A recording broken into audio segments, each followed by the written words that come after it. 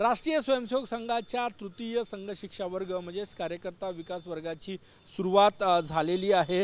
नागपुरातील डॉक्टर हेडगेवार स्मारक समितीच्या या स्मृती मंदिर परिसरामध्ये सुरुवात झालेली आहे आणि जम्मू काश्मीर पंजाबसह देशभरातील 900 स्वयंसेवक या वर्गामध्ये सहभागी झालेले आहे। राष्ट्रीय स्वयंसेवक संघाचे सरकार्यवाह दत्तात्रय होसबळे यांच्या हस्ते या तृतीय संघ शिक्षा वर्गाचं उद्घाटन या ठिकाणी झालं आणि महत्त्वाचा इव्हेंट, कारण की देशभरातील निवडक जे स्वयंसेवक आहे त्यांचं हे प्रशिक्षण असतं आणि 6 जून रोजी या 25 दिवसाच्या कार्यकर्ता विकास वर्गाचा समारोप होणार आहे।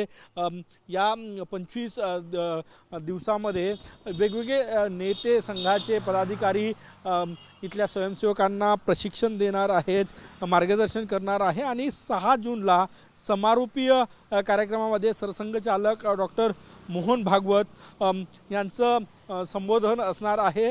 वेगवेगळे प्रशिक्षण या ठिकाणी कार्यकर्त्यांना दिलं जातं, त्यामध्ये बौद्धिक आहे, व्यावहारिक आहे, फील्डचं प्रशिक्षण आहे, यासह वेगवेगळं प्रशिक्षण आहे।